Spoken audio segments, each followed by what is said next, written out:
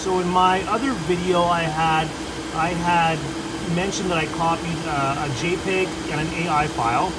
So the JPEG video or file is this one here. So I'm going to click on that. You can see it looks exactly like the original. I'm doubtful that this yellow line will show up, because that's not a line that the laser engraver tends to like. I don't mean the quality of the line, but the color. But I'm going to open it up anyways. It'll come up. Now notice here, it's come up, you can see the differences in the tones, even though the machine software has now picked it up as black and kind of white. So we'll see. That yellow line is there, but it's very faint.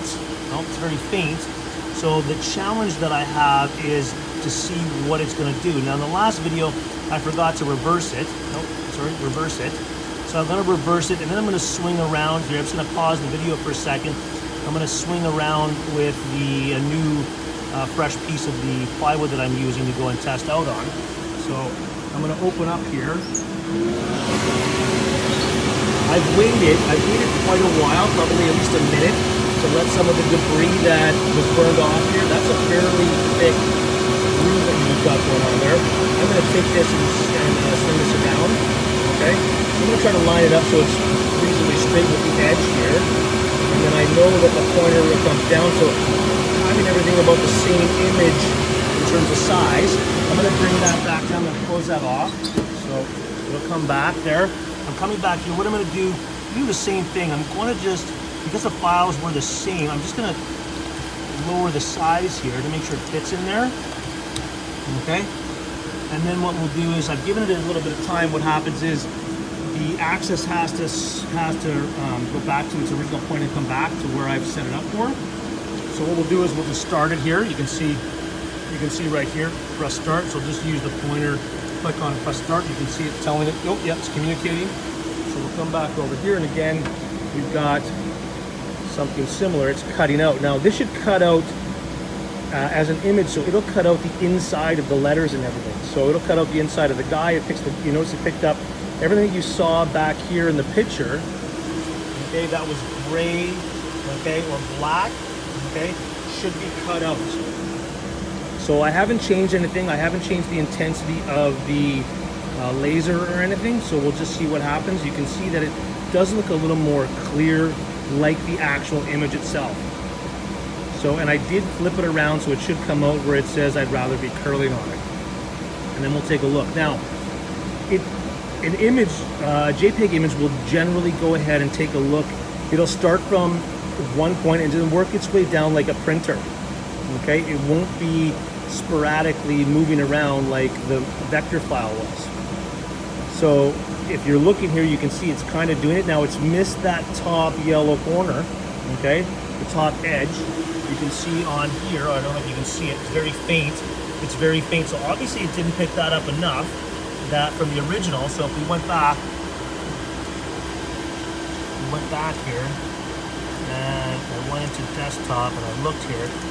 Oh, this is the original, right? You can see here where I've got the yellow lines. I could go into Photoshop and convert that over, right? I could probably do it with a magic wand, and that would probably be the easiest, and then just pick it and just change it to a color if I wanted to show up and say something like this. So that may be something I go back to later and take a look at. And then of course I save it as a JPEG, I come back, then it should come up and should be, you know, able to print on here. And that's why I like to go ahead and test something out first.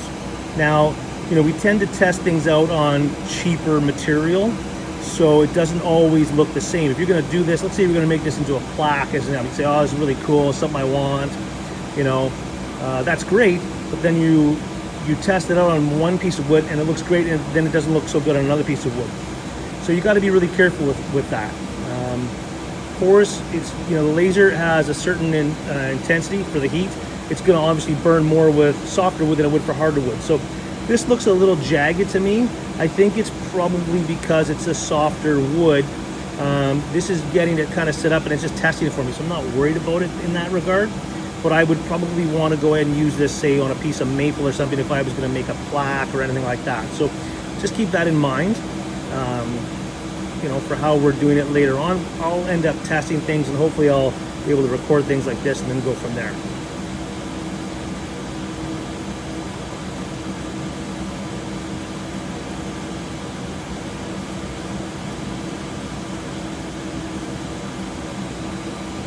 I wish I had a little stand. I should maybe make a little stand where I could not have to sit here and hold this, but here it is, and this is what we've got. So, you know, they probably going to take about the same amount of time. I could change the rate and the speed and the intensity of the laser. You know, obviously being a little, if it was slower, it would take longer, but that would give a better quality. I want to say cuts, because you're kind of burning away. But we'll see how it goes. So, you know, for this here, I would probably, if I decided that the vector format didn't work for my purpose, I would probably go ahead and use the JPEG for it. I would probably want it light, and then I would go ahead and I would kind of clean things up. I'd go back into it here, I'd take a look at it. Now this is just a file that I found online, okay? So I've done nothing to it. I just found it and I thought I'd try to go and use it, okay? So I've used it on a t-shirt before and it came out, you know, okay. It's not the highest quality image I've ever used, but in this case here, I would probably go back. I like the yellow line, so I would probably, I think it helps give it a little more clarity. I would probably go back and change that line and then come back and test it out to see how it went that way. And this is a construction piece of plywood, so it's not a finished edge, like a finished surface. So it looks a little jagged. That could likely be just because of the actual wood itself. It's not smooth, so it's going up and down. So you want to be really careful with that. Just know that kind of going in. So you can see the sizes are the same, okay, but the images come out differently. And I don't mean one's reversed, one's not, because you could easily change that. I just forgot the original one.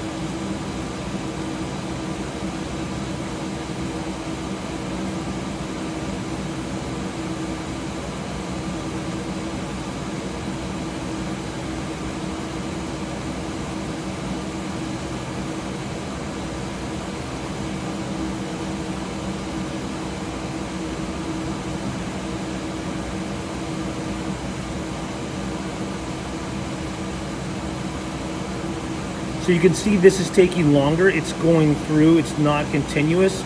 It's continually moving, but it's not continually burning. So it's transferring that image down in kind of lines like a printer would, right?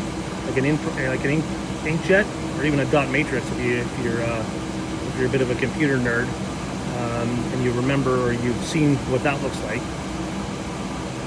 So back and forth, it's burning lines, okay, as it goes. The intensity is all the same, so the depth should be equal, okay?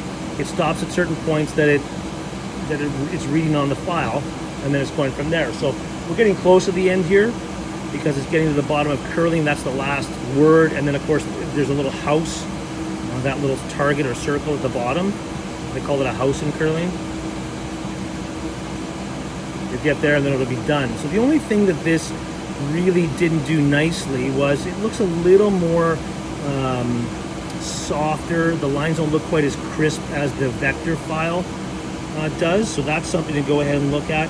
And then, you know, it didn't pick up those yellow lines at all, so that would be something you might want to come back to later and take a look at. So for me, for what I want to do, I want to put this onto a platform and probably paint it after. So I think it would probably be more useful to use the JPEG format than the vector format. Now the vector format would be more effective if you wanted to burn or cut something out, like lettering or something. Then definitely use the vector format. But you know, good to test out both and just kind of see where we are. I would go back now and play with my vector format. The lines are a little bit too thick for what I want, but that's just me. You know, clearly it gives too much and there's too much detail. You know, you've actually burned the actual centerpiece for the center hole for called the button for the house in the middle there, that little the center of the target. Okay, so you can see the two differences there in terms of what we've done. We've made one using the AI format, and all I did was take the file, I converted it into a JPEG using Photoshop. I didn't clean it up, I didn't do anything with it, and then I went into Illustrator and I converted it over to a vector format. So there you have it, two different formats and what you get from each one.